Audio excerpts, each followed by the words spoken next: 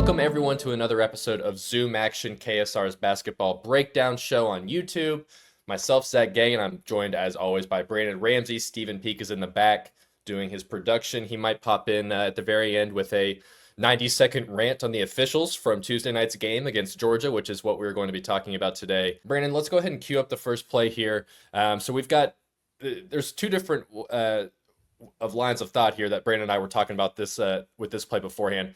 I was kind of maybe making the pitch that this is a play where Kentucky should blitz on a ball screen. Brandon explained to me why the Kentucky ended up not doing that. It was more maybe just a miscommunication or just a misread from Jackson Robinson in particular, but just a terrible ball screen defense overall here from Kentucky, which ends up leading to Blue Cane getting himself into the lane here for a clean shot attempt that ends up missing, but Georgia gets fouled anyways. And it was just a lack of effort by a couple of players as well. Just a bad reads as well by Jackson Robinson. Yeah, Amari Williams just maybe not really into this play at all in any facets of it. He was trailing Blue Cane pretty much the whole way, didn't make much of an effort on the actual ball screen there. But Brandon, go ahead and jump in here. And I know you've got plenty of takes from this game, plenty of thoughts, maybe not Stephen Peak level. I'm not sure anyone's to that level, thank goodness. But tell us what you saw from this first play here, and we're going to kind of move it into a play that happens maybe only a possession or two later after, and kind of how they compare to each other. But just what do you see here? What went wrong for Kentucky? So this play was so bad, Zach, and it frustrated me to such an extent that it actually made two appearances in my Watch the Tape breakdown, which will be going up on KSR Wow. here shortly, because there's really two very separate breakdowns in this play. The first one is at the point of the screen, as Zach already alluded to. And as you can start to see right now, Jackson Robinson is jumping out. His feet are moving to the high side here as if he wants to ice this ball screen. And when I say ice the ball screen, that means make the ball handler reject it, and you're kind of pushing them towards the sideline or towards the baseline, something you do on side ball screens to keep them on a side.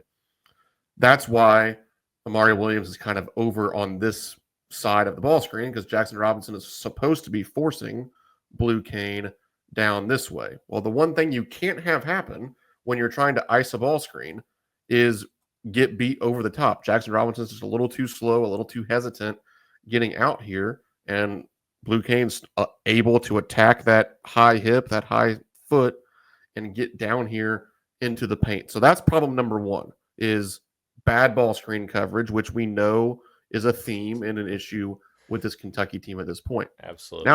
Now here's where things really get frustrating, because this is an effort-based problem here at the end of this play.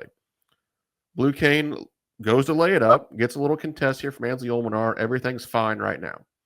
Here, the ball's up on the rim.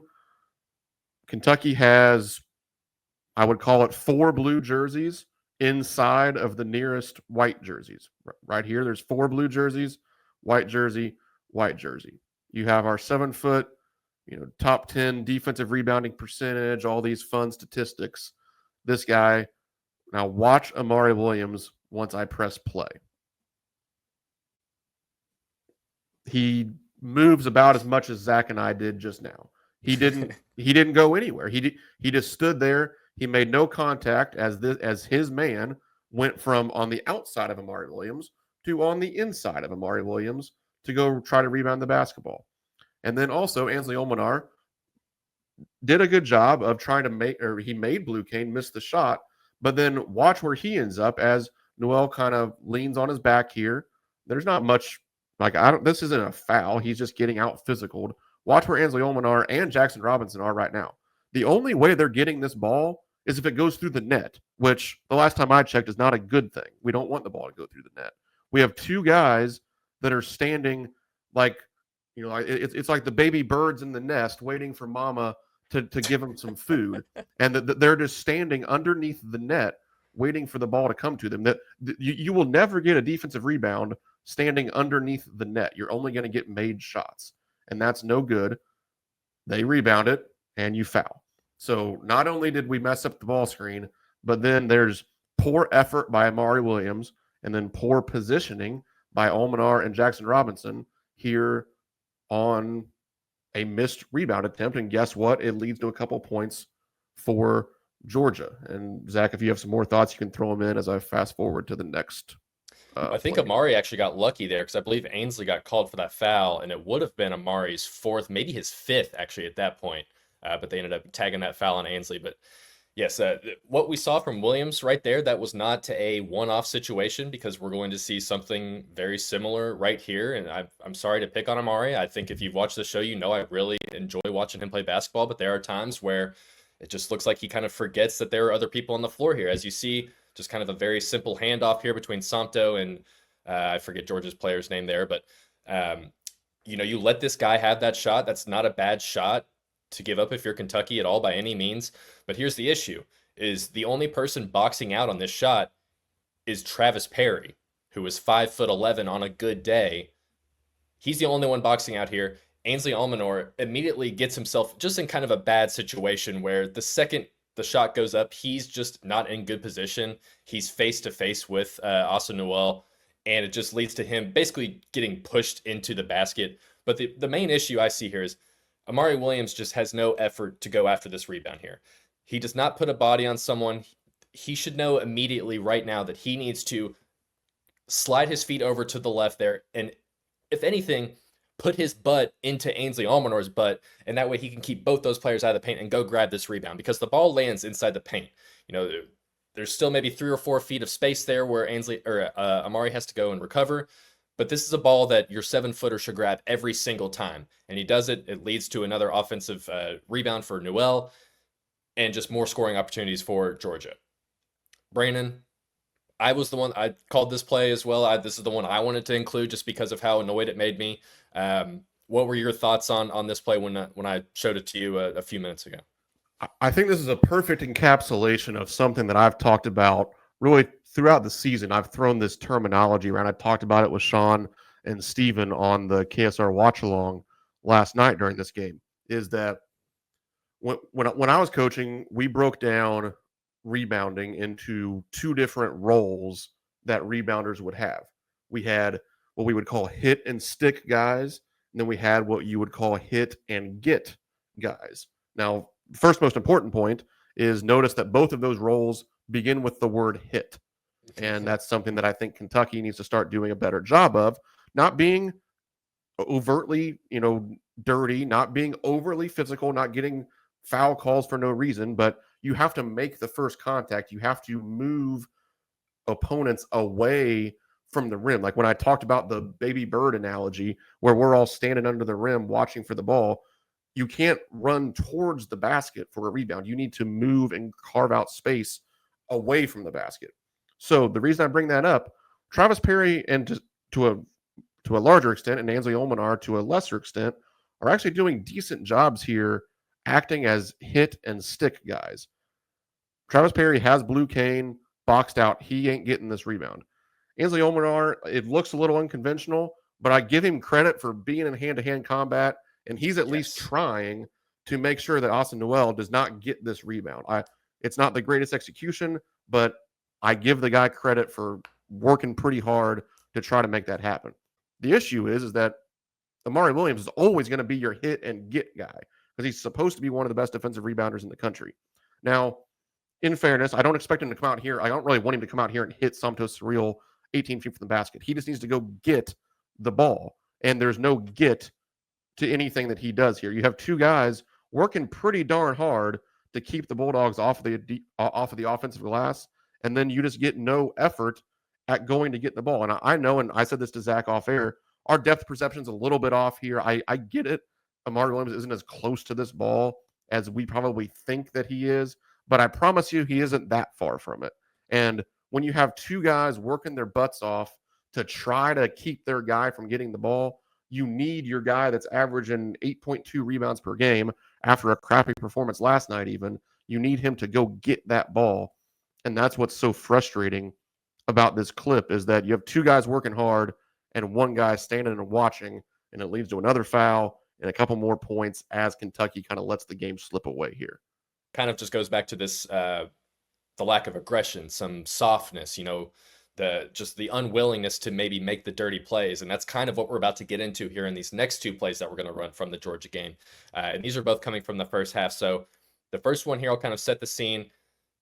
This ends in Somto's rim rattling dunk here that a lot of fans online thought should have been a technical foul. I'm not that.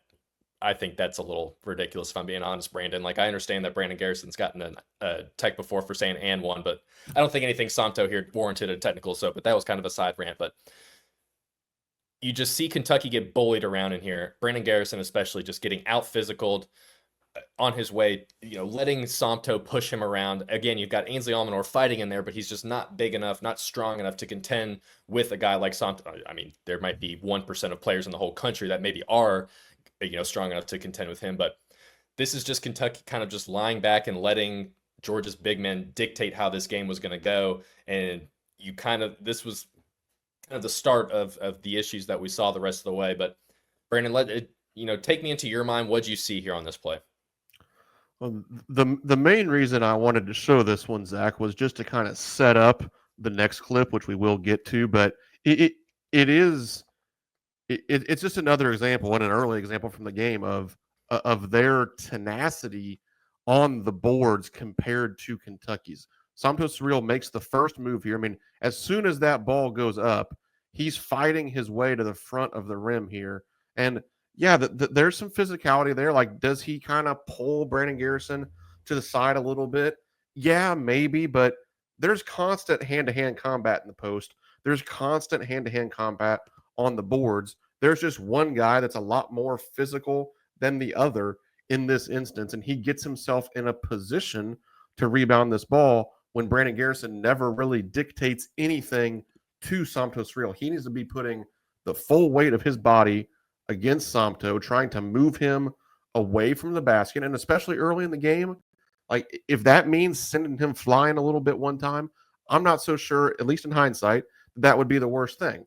But I mostly want to show this because keep, for the next 25 seconds or so, keep this image of Santos Surreal dunking it in your mind.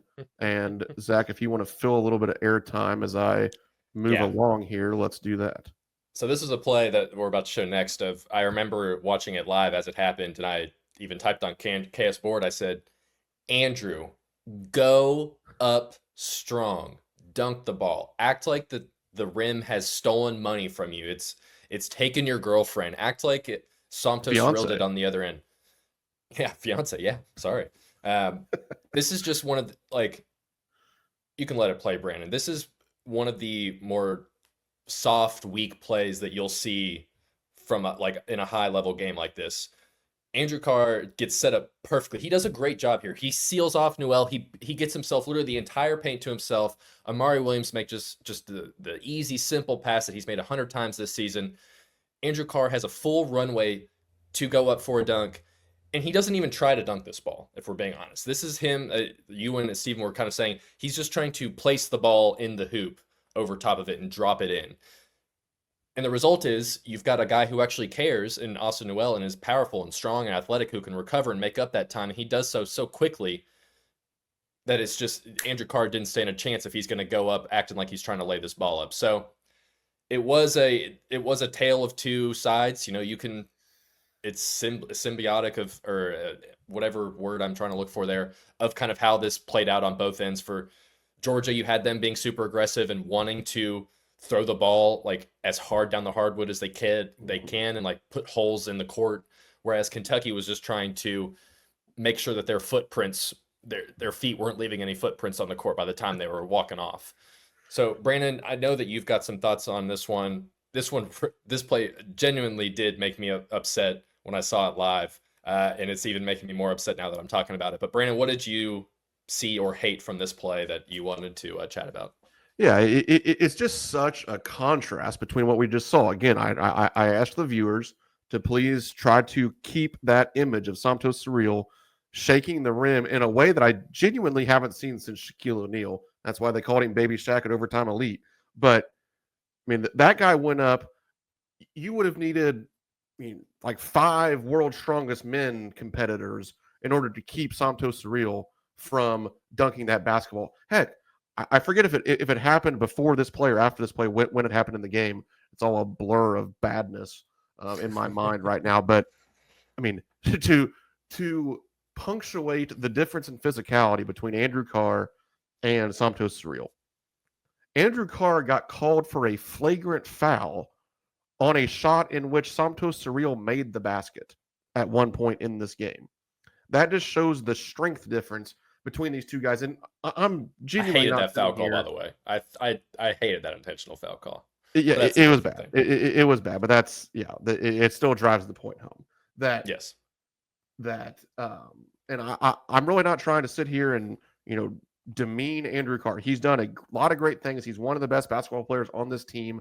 I think that he has been and is going to be a reason why Kentucky beats some of the best teams on their schedule. We've already seen that. We're going to see it before. This is not, there's nothing wrong necessarily with Andrew Carr's basketball prowess, but this is an issue for him. And it's not changing because he's played 120 college basketball games. He's not going to get more physical, but it's embarrassing to watch the difference between Santos Surreal finishing that and this beautiful high-low pass by Amari Williams. Perfect. Andrew Carr gets the separation, and at this point, how this is not 2 points for Kentucky is just beyond me. And as you said, Zach, it's like he's trying to sit the ball over the rim. And it's like when you're in third grade field day and it's like the egg toss challenge or whatever, and your grandpa helps you Fun build days. a parachute so your egg doesn't break. Like that's Andrew Carr is grandpa building a parachute here, and it just drives me insane compared to Santos Surreal, who took a dozen eggs and threw them into the core of Athens, Georgia. And we just you have to have 2 points in this situation, and when you don't, that's how you get beat. That gets you beat probably in the SEC in any game you play this year, but it sure as heck gets you beat on the road. We have to mention the fact that Kentucky's only 4 days removed from beating a team that just beat the number 1 team in the country by 30 points on the road or at home. Florida just beat Tennessee last night by 29. Kentucky beat Florida, scored 160 points on Saturday in Rupp Arena. That was awesome. A lot of good things went right for Kentucky there.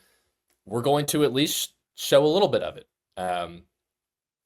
So we're going to take Brandon's got a nice play here queued up, and this was a very timely shot here. And before we dive into the play here, I want to set up that early in the second half, Travis Perry he hit a 3-pointer, kind of off a similar action to this play, and I think that Brandon can talk about it more as he actually opens up the play, but I think that Travis Perry's threat of hitting that shot earlier in the game changed how Florida defended it the second time around here, which helps lead to an easy, awesome bucket for Kentucky. But Brandon really loved this play, so I'm going to let him just go ahead and dive right into it and tell us what went down here. Yeah, so for a basketball nerd, a video breakdown guy, this is about as fun of a play as you're going to find, and especially when you consider, and this is something that I talked about throughout the Florida game, especially in the second half, it showcases how well Kentucky flowed from offensive action to offensive action. Because the Cats actually don't score off of the called set play here.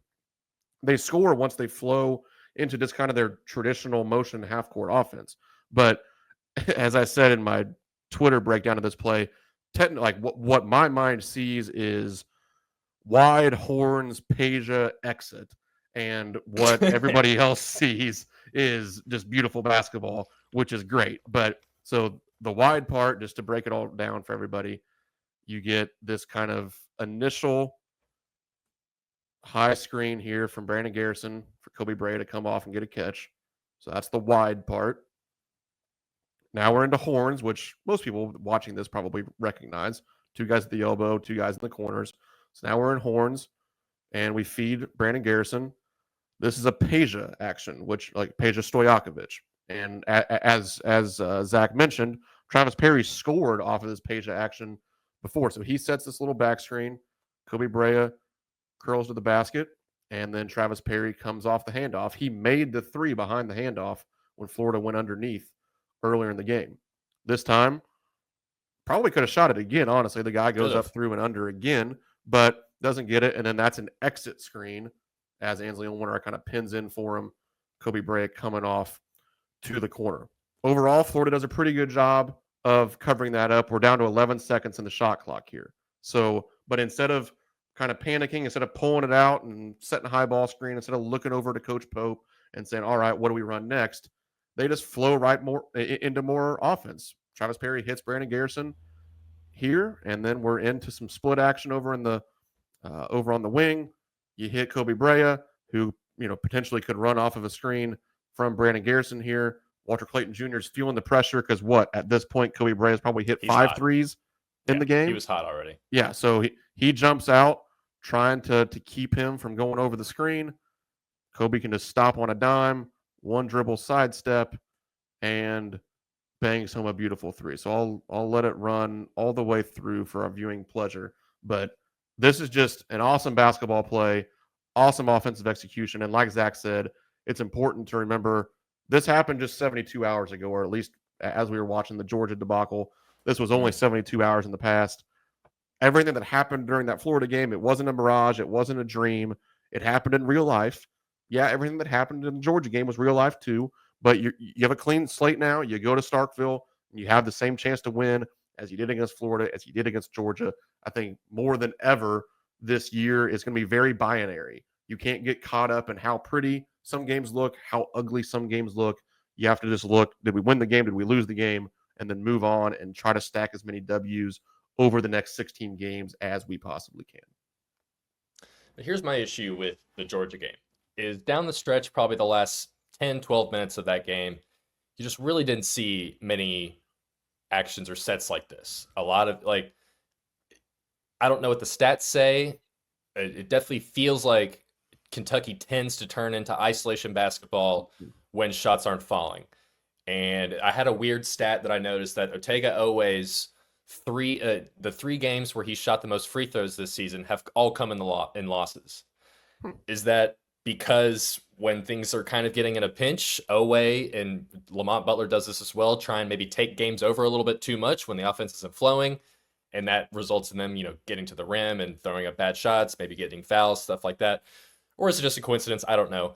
But you just don't see this type of stuff happening nearly as often.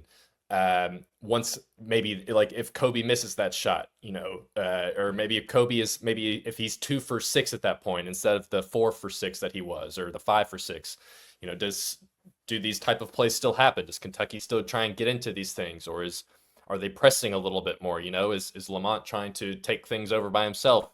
To Lamont's credit, Kentucky probably loses that game by 30 points if he's not, even as half as productive as he was against Georgia. So that's really, I think, what's the most annoying about that Georgia game is you were just 3 days removed from stuff like this happening, and then you go out there and you shoot under 40%.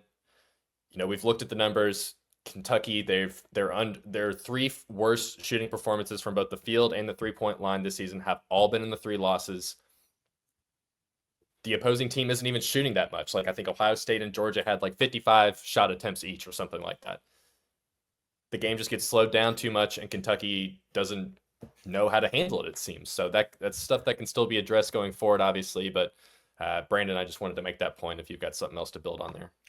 The only thing I'll say quickly, and then I do kind of want to hear my 90-second Stephen Peak rant before we get out of here. We're getting that on there. I just, as you were talking, Zach, I pulled up my trusty friend Synergy, and let's see the isolation numbers. Yeah, I don't think that Synergy always does a perfect job of how they label each play, and I know it's hard. Is it an isolation play? Is it a ball screen? It can be kind of semantics, but the most isolation plays, believe it or not, pretty much it's not perfect, but Ohio State,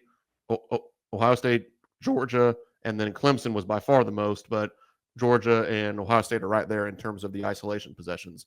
And I think that's telling of what you're saying. And you see it too. And we've talked about it on the show before. It can get perceived as some selfishness, but it's not coming from a selfish place. This guy's trying to make plays to win the game. And it's just sort of human nature, but you have to fight against that human nature when things aren't going well. That's when you need to lean into who you are. But sort of human nature is, I want to step up and make the big play to help save my team. And I think Kentucky needs to continue to take a deep breath, come together, and say, hey, no, like let's stop with this isolation nonsense. Let's get to some zoom action, or let's get to some of these set plays that work so well. I mean, heck, it was pretty late in the game when Kobe Bryant made a 3 off of a beautiful set play. It's like maybe we just need more of that when the going gets tough. Yeah, it's part of it. It's just one of the things I think Kentucky needs to overcome. But I'm going to set my timer, and I want Stephen Peak to talk. 45 foul calls last night. We might have to extend the time limit for Stephen here. 45 foul calls in a game that went over 2.5 hours last night. It's good time. Did you rewatch the game yet? Did you agree with the foul calls? Disagree? Just give me your thoughts on the officiating from last night's game. It's just what you're going to deal with when you're on the road, and it makes a difference. So I was actually looking at a book called Scorecasting, and these researchers they broke it all down for you. What the home court advantage is. There's no home court advantage. It doesn't exist. The crowd waving, doing all that does not affect free throw percentage. It doesn't. Over the course of several years studying college basketball in the NBA, they found that there's no actual advantage to playing at home other than the referees. That's it. That's the only reason that home court advantage exists. You think you do a red out and you bring the energy in the crowd, that doesn't affect the players, was what the research shows. It affects the referees, who are human. These are human beings, and we forget about that when we hate them so much. So I was very frustrated last night, and and I think you could make an argument that it's worse for Kentucky. These guys are all seniors, and I asked Ansley Almanor about this a few weeks ago. What's it like playing wearing the Kentucky jersey and playing on the road? And he said it's different. It is. You don't get, that's the thing too, is that when you go on the road as Kentucky, you get the best environment. I mean, every single time we go on the road, whether it was Clemson or Mississippi State or Georgia or Auburn, every single student section, I waited 5 hours to be here. This literally is their Super Bowl, and I know that we hate saying that, but think about what that does. always said it in the middle of the game. And he's exactly right. It's T-shirt night every time Kentucky comes in. And that means that the intimacy of a basketball crowd to the floor where the referee is making calls, it's so different from any other sport. Baseball umpires are removed from the crowd. Football, they're definitely removed from the crowd. But basketball, you're standing right next to the referee if you have lower seats. They're right on top of you. And there's a natural human not have all these people that could easily harm you because they're like on top of you, not have them hate you. There's like a natural feeling. So yes, there were bad calls. These aren't excuses. Georgia's going to deal with it when they go on the road, and Kentucky's going to benefit when they're at home.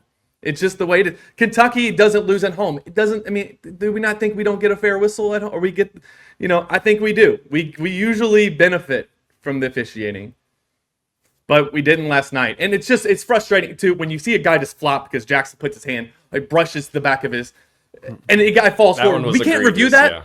That was huge. That was the game. They go down, hit 2 free throws. It goes from, we could have cut it to 4? And instead, it's a 9-point game. Am I doing that math right? If we hit a 3, you could have cut it to 4. If Jackson's able to go up, maybe get fouled. It changes the whole game. So from that, it's not the referees. Also Otega-Oweh could have made the shot, and then you don't have. You give the referees the ability to determine the outcome when you don't do what you're good at.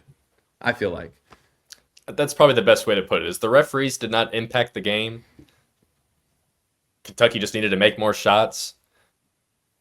But I guess if Kentucky had made those shots, the referees wouldn't even be the topic of conversation. If they make 5 more shots in this game, so. Right. How long was that? That's the thing. 4 minutes.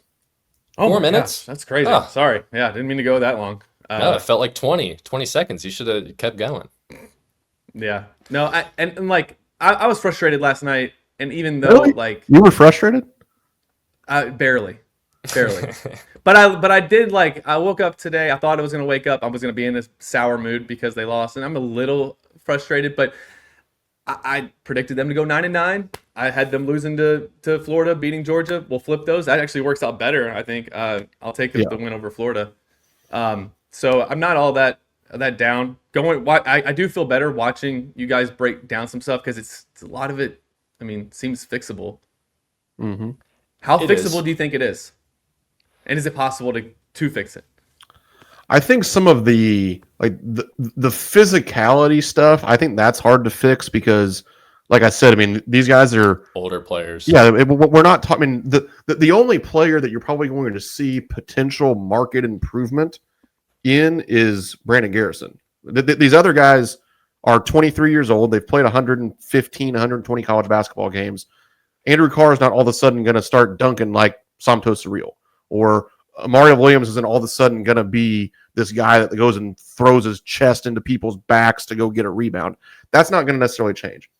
Can some of the positioning, can some of the like early contact and the technique of rebounding, can some of that change? Absolutely. Are we all of a sudden going to become this nasty team? No, that ain't going to happen. No matter what book Andrew Carr reads about being nasty. So it doesn't do it like last year. Do you remember we kind of all called out, what did Jeff Goodman, I liked how Jeff Goodman put it. He said we kind of called out their manhood.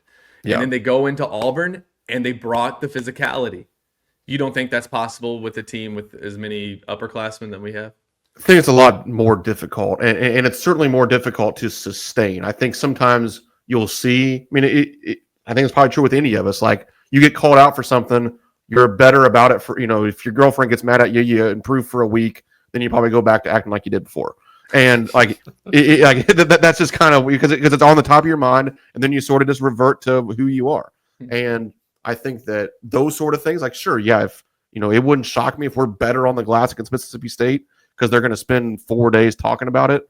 But then, unfortunately, like, then you play Texas A&M next, we might get whipped in that game. That I think that's just kind of how it's going to be. But I mean, it's just the nature of the beast to play in the SEC. Like, this still was a quad one loss. Like, you're not really supposed to be that upset when you lose a quad one game, especially on the road.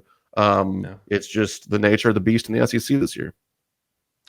Yeah, like, to your point, I don't think you're not going to see just a massive physicality and aggressive improvement from Kentucky from now until March. But it really won't matter if Kentucky just is making or missing shots. Like, that's really all it's just going to come down to. The offense could have won 2 of these 3 games that we lost. Yeah, it sounds simple and surface level, and I mean, because it is. Like, basketball's a make or miss game, and Kentucky has shown this season that when the ball is not going in, they struggle heavily. They just cannot operate on either side of the floor for whatever reason. They just shut down when the ball's not going in. When the ball's going in, my God, they look like the best team in the country.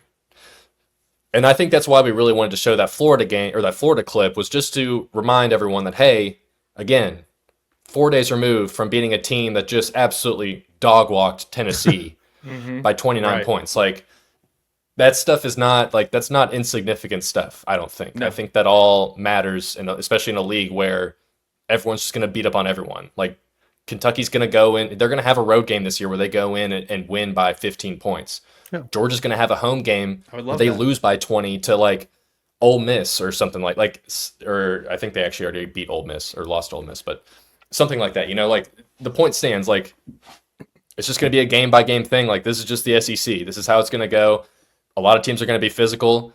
Kentucky can choose to be as physical as they want, but it just won't matter if they're not scoring, because a lot of it just has to come down to confidence. And when you're not making your shots, like we mentioned, you get out of your flow of your offense. You get away from what you know, and that's exactly what we've seen in the 3 losses. Like, it's especially the Clemson game. Like, I felt the Clemson game and the Georgia game were mirror images of each other. Yeah. Like, regardless, it's not the end of the world. Not even close to it. There's 16 more games in the regular season. Unfortunately, it comes against a really tough schedule, but there's a lot of basketball left to be played, a lot of room for improvement, a lot of room for growth overall from everyone on the roster. So we'll see what happens.